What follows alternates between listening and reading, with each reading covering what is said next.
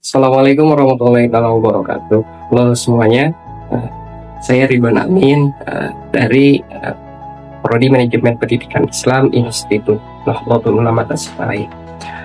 Di sini saya akan menjelaskan sedikit mengenai definisi brainstorming. Apa sih itu brainstorming?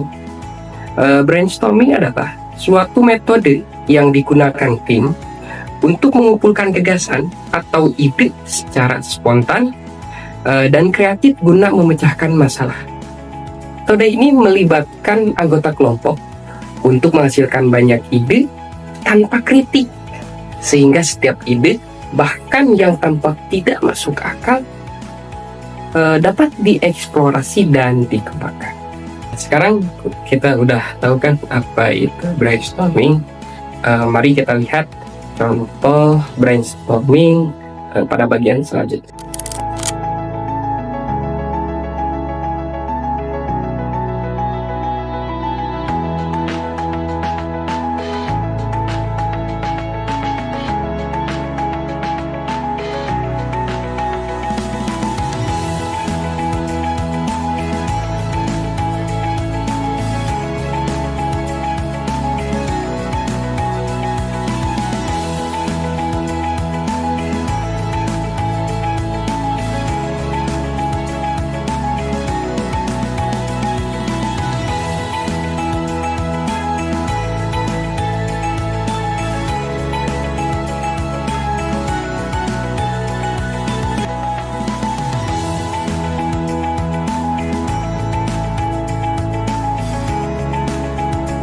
Assalamualaikum warahmatullahi wabarakatuh. Waalaikumsalam warahmatullahi wabarakatuh. Hamdan syukran lillah amma ba'du. Segala puji kita panjatkan kepada Allah. Salawat beserta salam semoga terlimpahkan kepada Nabi Muhammad sallallahu alaihi wasallam.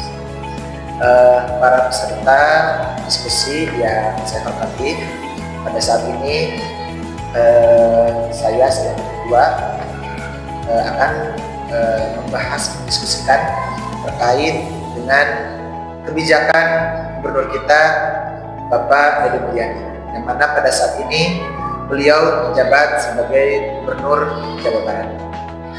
Nah, topik yang akan kita bahas, beliau mempunyai kebijakan terkait dengan kenakalan-kenakalan anak-anak remaja yang ada pada saat ini, khususnya di Provinsi Jawa Barat.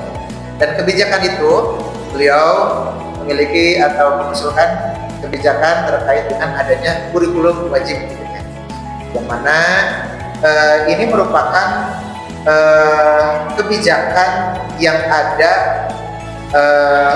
gubernur saat ini, akan tetapi kebijakan tersebut tidak ada pada gubernur-gubernur sebelumnya. Nah, maka ini akan menjadi inti dari pembahasan pada kita kali ini. Nah, maka untuk itu saya selaku ketua menghimbau kepada para peserta untuk bisa memberikan pendapat bagaimana dari dampak positif dan dampak negatifnya, atau misalkan ketika ada permasalahan, bagaimana solusi yang bisa diterapkan di anak-anak Provinsi Jawa Barat. Nah, baik, untuk kita buka acara ini, kita bacakan basmalah bersama-sama. Bismillahirrahmanirrahim. Kepada konsulen dipersilakan untuk bisa mencatat nanti dari pendapat-pendapat yang akan disampaikan oleh para peserta. Karena pembahasan kita kali ini sangat menarik, karena ini merupakan kebijakan baru, nah maka tentulah ini merupakan kebijakan yang sangat luar biasa banyak dukungannya, dan mungkin ada yang pro, ada yang kontra juga, karena tidak semua pemikiran orang sama. Nah, maka untuk itu saya di sini sangat membuka lebar secara luas kepada seluruh para peserta untuk menyampaikan pendapatnya masing-masing. Baik, silakan kepada peserta pertama yang ingin berpendapat, silakan. Mungkin untuk pendapat pertama dari saya terlebih dahulu, izin memberikan pendapat. Menurut pendapat saya, ide ini sangat potensial untuk meningkatkan rasa disiplin dan juga rasa nasionalisme. Namun kita juga harus mempertimbangkan terhadap beban belajar peserta didik. Solusi awalnya mungkin bisa menerapkan metode semi militer secara fleksibel, sehingga kepada peserta didik tidak memberatkan beban pembelajaran di tengah kurikulum akademik. Mungkin itu yang kita bisa sampaikan. Terima kasih. Baik, terima kasih. Karena sebetulnya seperti ini ya, ternyata kalau saya analisis terkait dengan kebijakan ini, ternyata ini hampir sama di negara yang terkenal dengan predikat baik pendidikannya, yaitu di Irlandia. Dan ternyata di pilihannya juga hal seperti ini itu sama diterapkan juga, hanya namanya yang berbeda. Kalau di kita kan namanya barat ya. Nah kalau di sana mungkin ada nama yang disebutkan dengan khusus bahasa nama di sana disebut ya. Mungkin. Dan dengan adanya seperti ini, alhamdulillah anak-anak mereka belajar di sana itu lebih bisa terminimalisir kenakalan-kenakalan di kalangan anak. Baik, kita untuk kepada peserta kedua untuk pendapat di persilakan. Izin Pak, mungkin kalau dari saya tentu setuju dengan pendapat ini ya. Namun ada beberapa catatan. Pertama yang ingin saya tanyakan itu ya, bagaimana bila mana ada beberapa siswa yang memiliki kondisi fisik atau mental tertentu, akankah kita memberikan perlakuan istimewa atau khusus kepada mereka? Nah mungkin kalau solusi dari saya supaya refleksi juga Pak ya, kita perlu mungkin memastikan apakah adanya mekanisme asesmen dan komprehensif yang akomodatif gitu Pak ya. Nah lalu harus sesuai juga, kedua hal itu disesuaikan dengan kebutuhan siswa yang memiliki kebutuhan dan kondisi fisik tadi, seperti itu Pak. Sekian terima kasih. Baik, terima kasih atas pendapatnya. Dan selanjutnya kita berkata Izin pimpinan, terkait hal ini, kurikulum wajib militer, saya rasa ini baik. Cuma kita juga perlu mempertimbangkan tentang kualitas tenaga mereka. Apakah mereka memiliki kompetensi yang cukup untuk melatih siswa dalam kegiatan militer sekaligus menerapkan nilai-nilai pendidikan? Kemudian yang saya usulkan adalah menyelenggarakan pelatihan khusus bagi para guru yang nantinya akan terlibat, kemudian membekali guru tersebut dengan pengetahuan militer dasar, kemudian pedagogi dan pemahaman psikologi siswa. Mungkin sekian pendapat dari. Terima kasih. terima kasih pertanyaannya. Kemudian pada Izin pimpinan, tadi sempat disinggung soal peserta pertama terkait kurikulum ya. Dari segi kurikulum, saya juga bertanya-tanya gitu, bagaimana integrasi antara kegiatan militer ini dengan mata pelajaran akademik? Karena kan peserta didik itu selama 2 minggu berada di pembinaan ini gitu ya, pelatihan militer ini. Berarti kan selama 2 minggu itu tertinggal pelajaran akademiknya gitu. Nah, solusi yang ingin disampaikan itu supaya ada integrasi kegiatan militer ini dengan mata pelajaran yang relevan secara profesional dan cari gitu kolerasinya dari konsep akademik sama konsep pelatihan ini. Jangan sampai kegiatan militer ini justru malah mengorbankan waktu belajar mata pelajaran siswa. Mungkin sekian pendapat saya.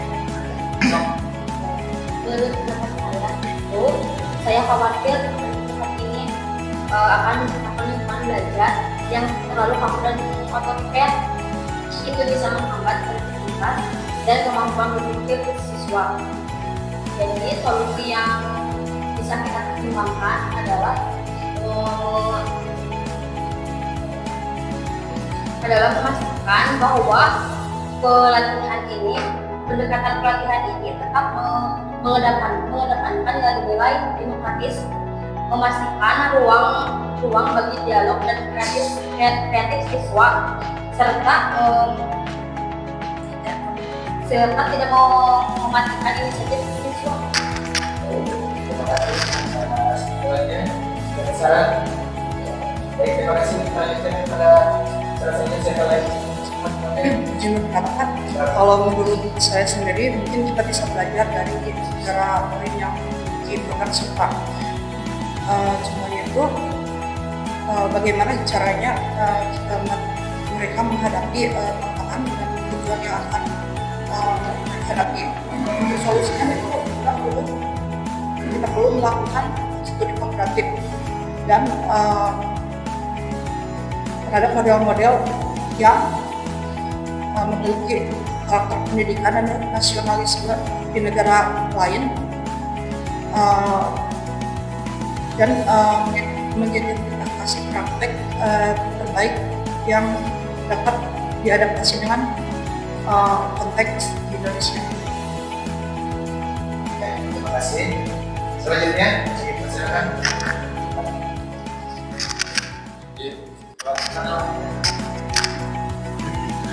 Yang kedua, Mungkin teman-teman juga menyadari di sini pentingnya untuk mempertimbangkan anggaran. Pelatihan militer ini membutuhkan biaya yang tidak sedikit. Apakah pemerintah memiliki sumber daya yang cukup tanpa mengorbankan sektor pendidikan lainnya?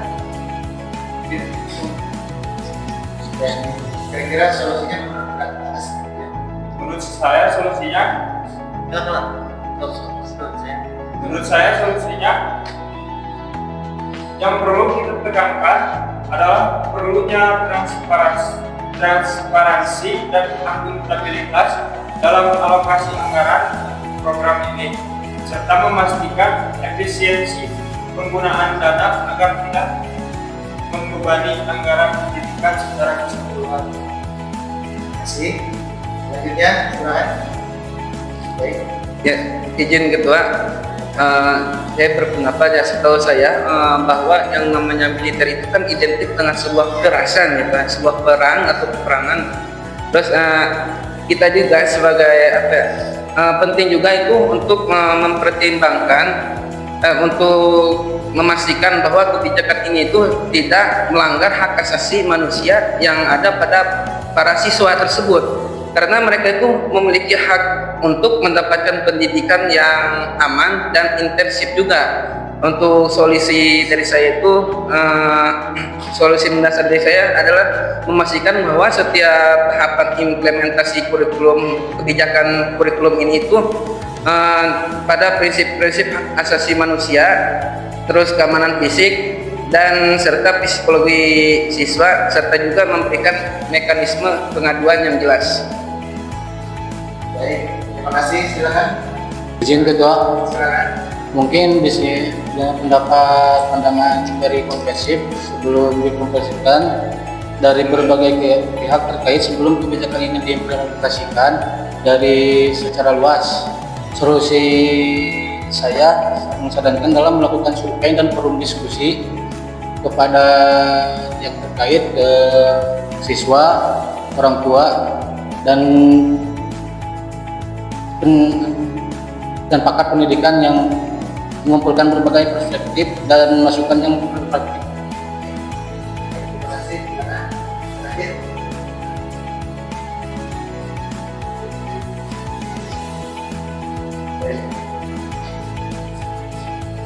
Baik, setelah semua pertimbangan dan realitas ini, menurut saya solusi terakhir ini adalah merumuskan kebijakan yang komprehensif dan terukur dengan mempertimbangkan semua aspek yang telah kita diskusikan bersama, serta melakukan evaluasi secara berkala, memastikan efektivitas dan dampak positifnya bagi pendidikan karakter untuk siswa-siswa di negara.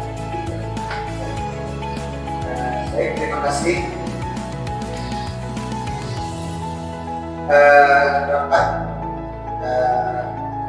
peserta masing-masing telah menyampaikan dan mengemukakan terkait pendapatnya, dan saya silakan kepada Natule untuk menyebutkan terkait dengan poin-poin penting yang telah disampaikan dari sebelumnya.